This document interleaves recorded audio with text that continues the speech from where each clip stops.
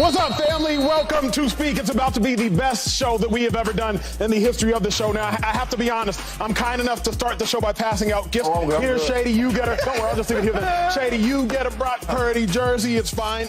Joy, you get a Brock Purdy jersey. Customer, can I come around here if I may? James Jones, I have to order you a Brock Purdy jersey. No. Brock Purdy has seen some of the tapes, so he didn't want to sign it just yet.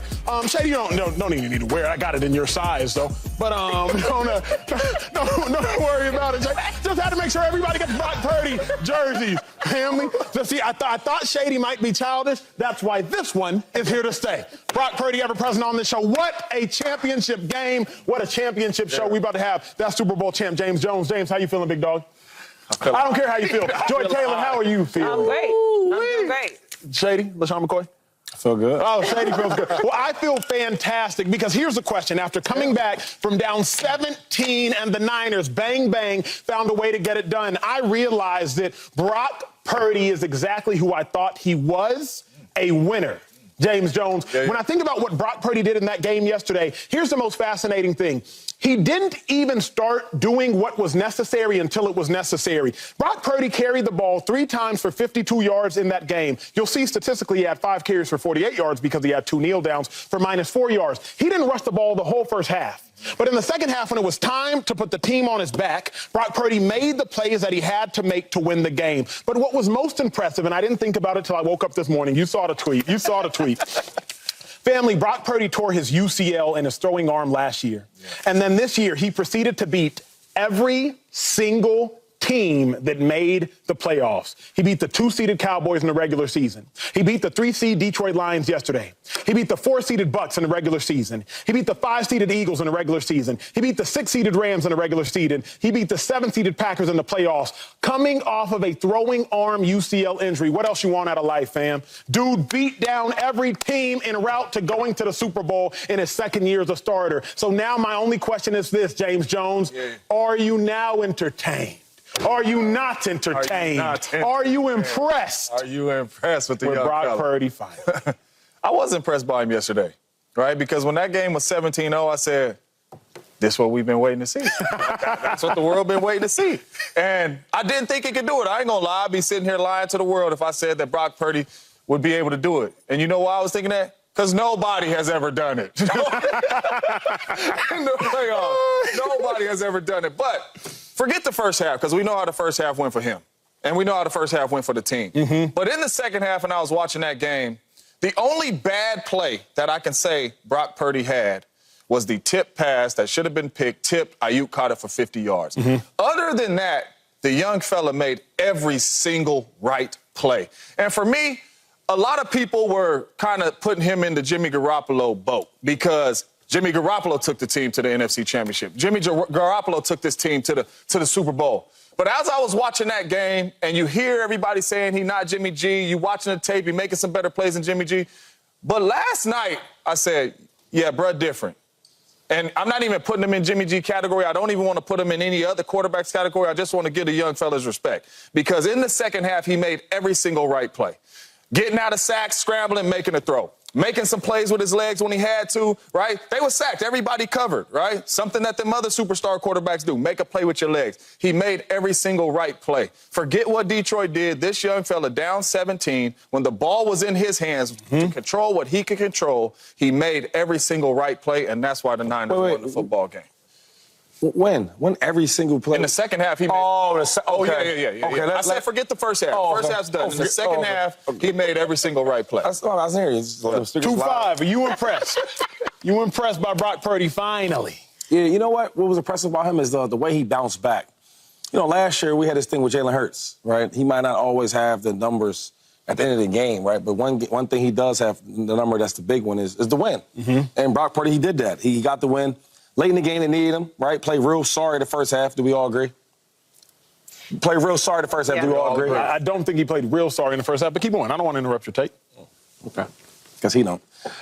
Second half, he pulled together, though. Like you talked about, made some plays with his feet, with his legs when they needed it. And then he showed that dog, right? You see how a lot of his teammates always talk about how Brock Purdy, he might not say much, talk much, but one thing you learn from him, he got that dog in him. I was looking for it.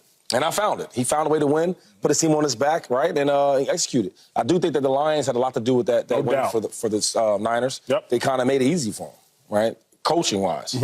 But I can't take nothing from Brock Purdy. Played well in the second half. We'll get to that later because I agree with Shady, I agree with James, and I likely agree with Joy. The Lions did not do everything they could to put this game away. But, Joy, as we focus on Brock Purdy, are you now impressed with Brock? Yes, because to me, you are what you are until you're not. He ain't been to a Super Bowl. He didn't have a comeback win like that. We didn't see that performance from him. He's had good performances, but this is the biggest moment. He played an NFC Championship game last year for like that long.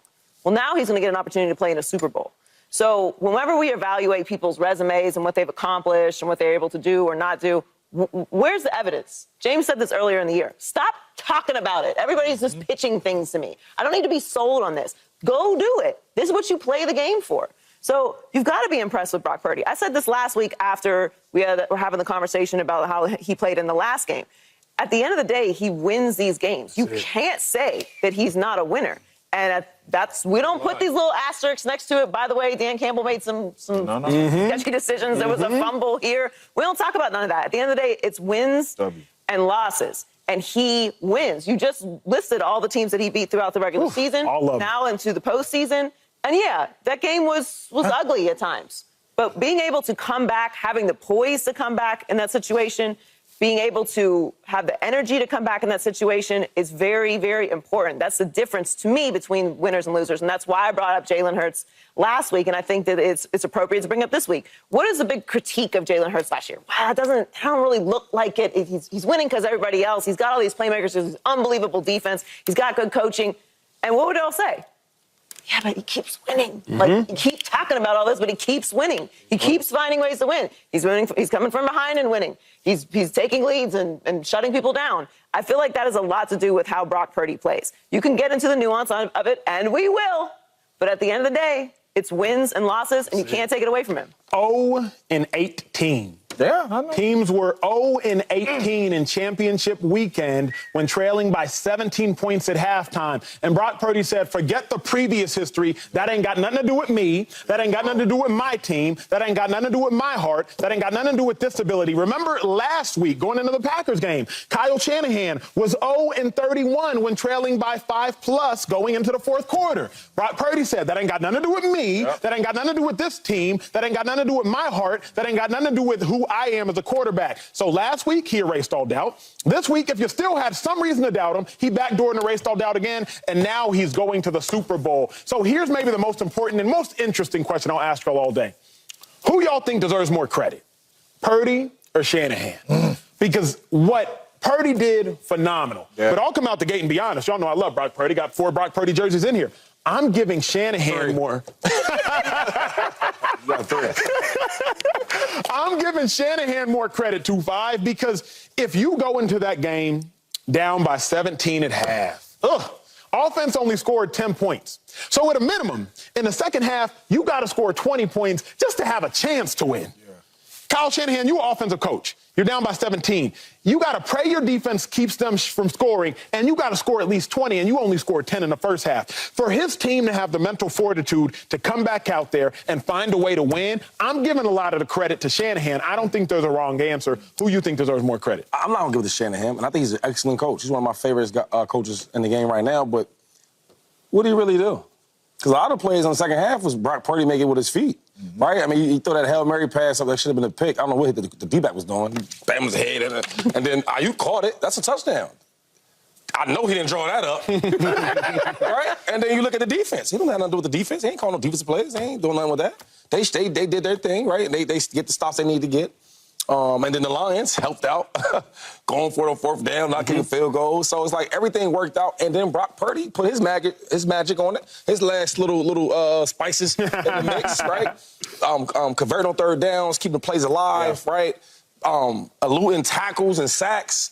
He did play well in the second half. So I just can't give Kyle Shanahan all that credit just because he's the head coach. When you watch this game, look at the stuff that they did to get back in the game to win. It had a lot to do with the defense, had a lot to do with the Lions making mistakes in coaching, and had to do with Brock Purdy keeping plays alive, extending, the scrambling. Yeah. Hey, and by the way, he's a lot quicker than I thought. Yeah. Right? Yeah. And he don't go down easy. Yeah.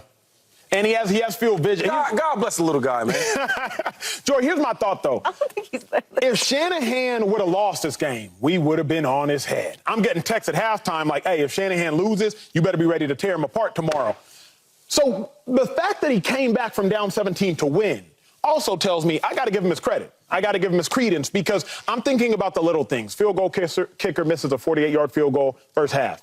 Well, Shanahan, you need your kicker to make it in the second half. So whatever you did or didn't say at halftime, whatever you did or didn't say after he walked off to the field after the miss, whatever you did or didn't say before the kick, that matters. Hey, defense, you'll have to find a way to get stops. Whatever you did or didn't say at halftime, that matters. Brock Purdy, you didn't put up points in the first half in a magnificent way. Whatever Shanahan did or didn't dial up and did or didn't say in the second half, that matters. I don't think it's coincidence that in the second half, Brock Purdy started to carry the ball. I think Shanahan probably told him, hey, if you see them in man and their backs turned, cover 5, 2-man, whatever the case may be, tuck it and run. That's why I'm giving Shanahan credit. But where do you stand? Who deserves more? Yeah, I mean, I don't think there's the wrong answer, but I'm going with Purdy.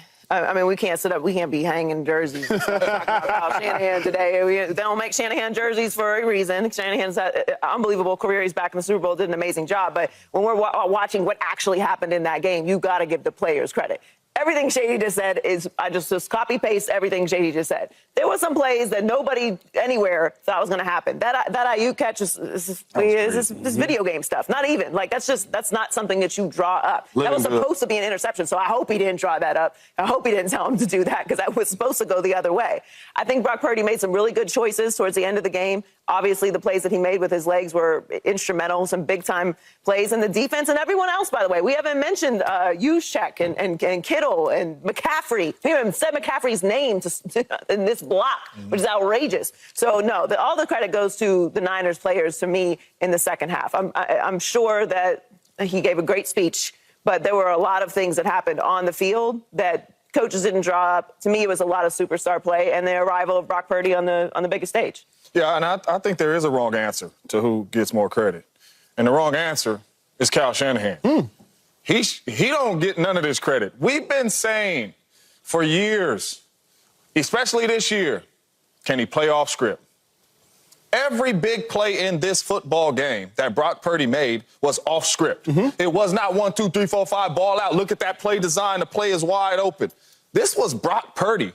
The plays that Brock Purdy made in the second half, the 3rd and 4, which was a big one. A lot of people don't want him throwing across his body, but it's 3rd down and 4. He's about to get sacked. Throws it across his body. Jennings makes a one-hand catch, but these are off-scripted plays. Even if he did tell Brock, if it's not open, run, that's an off-scripted play by Brock. The game is moving extremely fast. You got pressure. You got Hutchinson and all the boys coming after you, and he's making plays with his legs. And not only that, he's running away from some of these boys with his legs. So a lot of the plays to win the football game was off-scripted plays that Kyle Shanahan did not call. And I know Kyle. Kyle's son, Lil Weezy, come to never think about failure football camps in the Bay. He wouldn't want the credit. Brock Purdy put that team on his back in the second half and went to work with the plays that he made. I don't think that Kyle Shanahan would want the credit. I'm saying to myself, I've been down 17. We all have. We've been down 17 in the game before. You know there is doubt in the back of your mind, like, oh. But who you looking at, though? To me, you're looking at a couple things. One is if the coach doubts, you will also start to doubt. If the quarterback doubts, you'll also start to doubt. Quarterback of the offense and quarterback of the defense. So I even saw the defense start to feel sorry for themselves at the beginning of the third quarter. Until that fumble by Gibbs, until they got down by 7. Then all of a sudden they were like, oh, we about to go do this. We going to get this done. But to come back in the second half and score 27 unanswered, that to me is where I give Kyle Shanahan credit. He's an offensive coach.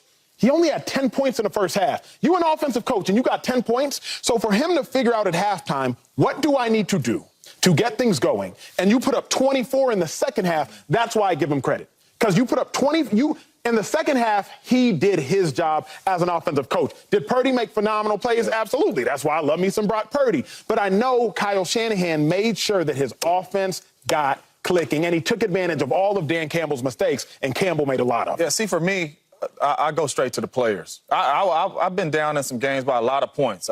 We were down in Dallas. We played Dallas. I felt like we was down by 50, right? We was down by a lot of points. Not once we look at Coach Mike. You get in that huddle with that defense, you looking at each other like, let's go. You get in that huddle with the offense, you like, hey, Aaron, you looking at your teammates. Like, I don't feel like the coaches really had anything to do with that. Them players made them plays. And it wasn't like on defense, we like, ooh, heck of a scheme. Look, you see how he put. No, them is one-on-one plays that they was making. And the same with Brock Purdy. These is plays that is not drawn up for nobody. Kyle, that ain't on there. Right? The plays that Brock Purdy was making. So for me, all the credit goes to this team, man. And it starts with the quarterback, because we always give the quarterback praise and we always get on the quarterback for the losses. For me, this is all about the team, man. And Brock Purdy in that second half put the team on his back and went to work. Subscribe here to get the latest from Speak, and go watch a few segments from our other shows on FS1.